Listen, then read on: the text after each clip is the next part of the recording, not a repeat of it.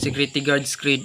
As a security guard, my fundamental duty is to protect lives and property and maintain order within the vicinity or place of duty, protect the interests of my employer and our clients, and the security and stability of our government and the country, without compromise and prejudice in my action, words, and thought, and do my best to uphold the principle maka-Diyos, makabayan at makatao.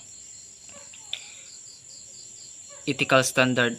As a security guard or private detective, his fundamental duty is to serve the interests or mission of his agency in a compliance with the contract entered into with the clients or customers of the agency he is supposed to serve. Those: number 1, he shall be honest in thoughts and deeds, both on his official actuation, obeying the laws of the land and the regulation prescribed by his agency and those established by a company he is supposed to serve. Number 2, he shall not reveal any confidential matters committed to him as a security guard and such other matters imposed upon him by law. Number 3, he shall act all times with decorum and shall not permit personal feelings, prejudices, and undue friendship to influence his actuation in the performance of his official function.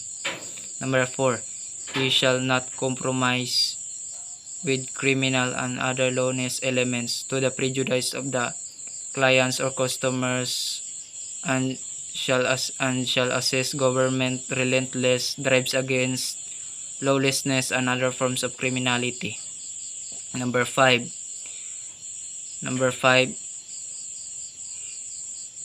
he shall carry out his assigned duty as required by law to the best of his ability and shall safeguard life and property of the establishment he is assigned to. Number 6, he shall wear his uniform, badge, patches, insignia properly as a symbol of public trust, as a symbol of public trust and confidence, as a honest, trustworthy security guard, watchman, or private detective. Number 7, he shall keep his allegiance first to the government he is to serve with loyalty and utmost dedication. Number 8, he shall diligently and progressively familiarize himself with the rules and regulations laid down by his agency and of the customers or client. Number 9, he shall all times be courteous, respectful, and salute his superior officers, government officials, and official of the establishment he is assigned and the company he is supposed to serve. Number 10, he shall report always in proper uniform and neat his appearance. Number 11, he shall learn at heart and strictly observe the rules and regulations governing the use of firearms. Code of Conduct 1, he shall carry with him at all times during his tour of duty his license, identification card, and duty detailed order with an authority to carry firearms. Number 2, he shall not use his license and privilege to the prejudice of the public, the clients or customers, and his agency. Number 3, he shall not engage in any unnecessary conversation with anybody except in the discharge of his work, and shall at all times keep himself alert during his tour of duty. Number 4, he shall not read newspapers, magazines, books, etc. while actually performing his tour of duty. Number 5, he shall not drink any intoxicating liquor immediately before and during his tour of duty. Number 6, Number 6, he shall know the location of the alarm box near his post and sound the alarm in case of fire or disorder. Number 7, he shall know how to operate any fire extinguishers at his post. Number 8, he shall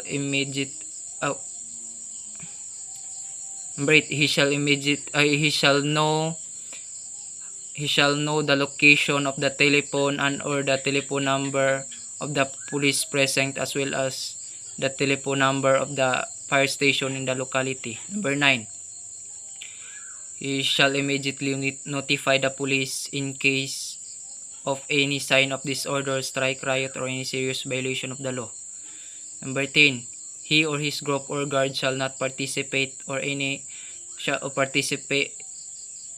he or his group or guard shall not participate or integrate any disorder, strike, riot, or any serious violation of the law. Number 11, he shall assist the police in the preservation and maintenance of peace and order and the protection of life, property, having in mind that the nature of his responsibilities is similar to that of the latter. Number 12, he shall familiarize himself with the Security Agency Law RA 5487 as amended and the PNP SAG GSD implementing the rules and regulation. Number 13,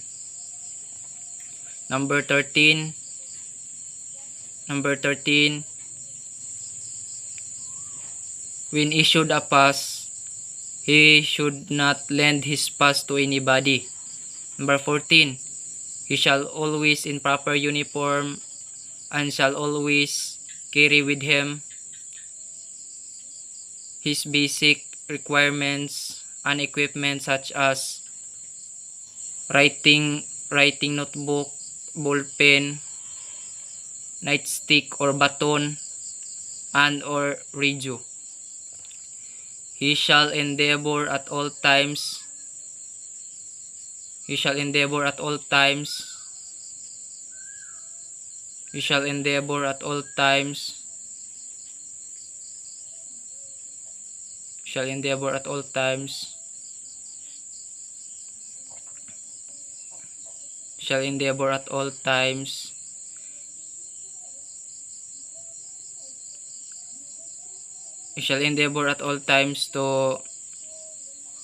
to be worthy of the trust and confidence of the agency he represents and the clients he serves. 11 General Order 1. To take charge of this post and all government property in view. 2. To walk my post in military manner, keeping always on the alert and observe everything that takes place within sight or hearing. 3. To repost all violations of orders I am instructed to enforce. 4. To repeat all calls from my post more distance from the guardhouse than my own. 5. To quit my post only when properly relieved. Number 6. To receive, obey, and pass to the sentinels who relieves me all orders from the commanding officers today, officers and non-commissioned officers of the guardhouse only. 7. To talk to no one except on the line of duty. 8. To give alarm in case of fire or disorder. 9. To call the commander of relief in any case not covered by instruction. 10. To salute all officers' colors standard not case. 11. To be especially watchful at night during his time of challenging, to challenge all person on or near his post and to allow no one to pass without proper authority.